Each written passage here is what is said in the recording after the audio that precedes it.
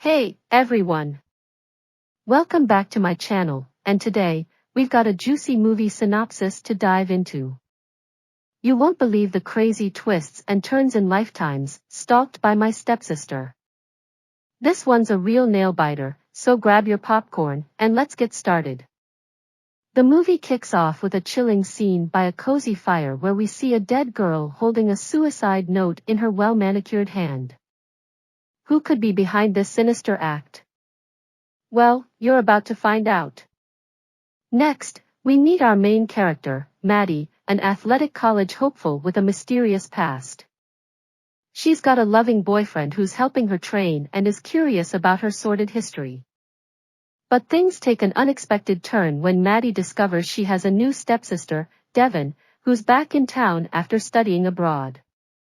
Maddie's taken aback by the surprise, and Devin insists it wasn't her idea. Maddie confides in her friend Gia over the phone, unaware that Devin is eavesdropping. Gia rushes over for a family dinner with Maddie, Laura, and Kent. The parents encourage the girls to bond, and they quickly head out for an after-dinner coffee. Gia can't help but think that Devin is acting like a stepford sister, and she's not impressed. The tension rises when Devin mentions her father's previous fiancé, who tragically took her own life in the same house. Things escalate when Devin destroys a family photo and interferes with Laura's house decorating plans. But it gets worse. Devin tampers with Laura's ladder while she's painting, sending her tumbling down the stairs. Luckily, her injuries are minor, but it's clear something is seriously off with Devin. Devin's strange behavior continues. She tries to smother Laura with pillows, which is getting pretty creepy at this point. Laura, who was supposed to cook dinner for Kent's bosses, allows Maddie to take over the task. Gia helps, and they make sure to avoid shellfish because one of the bosses has an allergy. Devin tries to assist in the kitchen but can't help making shady comments. She becomes even more jealous when she sees a locket that Kent and Laura gifted Maddie, which she wasn't a part of. To make matters worse, she secretly adds shellfish to the meal. During dinner, disaster strikes as one of the diners goes into anaphylactic shock due to the shellfish. Kent's relationship with his boss is severely damaged, and Laura shames Maddie for her mistake, much to Devin's delight. Gia begins to suspect Devin's involvement in the shellfish incident and warns Maddie to be cautious. Devin slyly threatens Gia by mentioning her dad's deceased fiancé, implying that Gia reminds her of the deceased woman.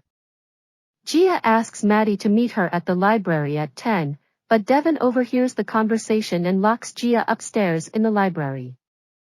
She then dons a black hoodie and pushes Gia over the railing, leaving her injured and unconscious. Maddie arrives at the library only to discover Gia's body on a table. Gia ends up in a coma in the hospital, and the police launch an investigation into the incident. The detective questions Maddie, and Devin takes the opportunity to paint her stepsister in a negative light. The situation worsens when Kent and Laura argue about Maddie's police record. Devin listens in and smiles at the chaos she's causing. At the hospital, Maddie stumbles upon an article Gia printed about the death of Kent's former fiancée, Teresa. This discovery prompts Maddie to investigate further, and she contacts a woman named Maureen.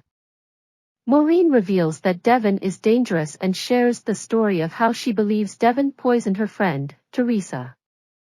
She warns Maddie to get her mother out of the house, as they might be Devin's next targets. However, before they can meet again, Devin sabotages Maddie's inhaler. During a run with Ian, Maddie suffers an asthma attack due to her tampered inhaler. Devin's involvement becomes even more apparent. Maureen visits Maddie in the hospital and reiterates the danger Devin poses. She advises Maddie to protect her mother and leaves the hospital but is tragically killed by Devin in the parking lot.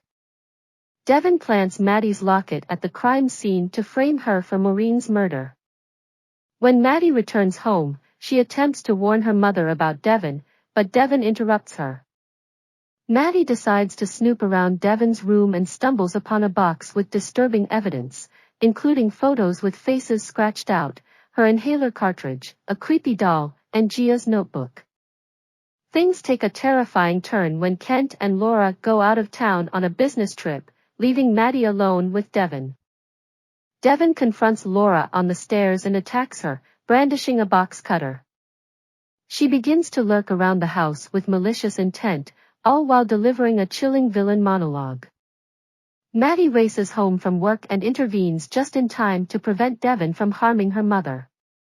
However, the tension escalates, and Maddie has an asthma attack during the confrontation. The two stepsisters engage in a dramatic fight, with Laura ultimately coming to Maddie's rescue by striking Devon with a ladder. The police arrive as the mother and daughter escape from the house. The film concludes with Laura dropping Maddie off at college, but Kent is mysteriously absent. Unbeknownst to Maddie, Devon has followed her to her new college, hinting at the possibility of further danger. And there you have it, the thrilling and suspenseful story of Stalked by My Stepsister. It's a roller coaster of twists, betrayals, and danger lurking around every corner. If you're into suspenseful Lifetime movies, this one is definitely a must-watch. Thanks for joining me on this recap, and don't forget to like, subscribe, and hit that notification bell for more movie updates and thrilling synopses. See you next time.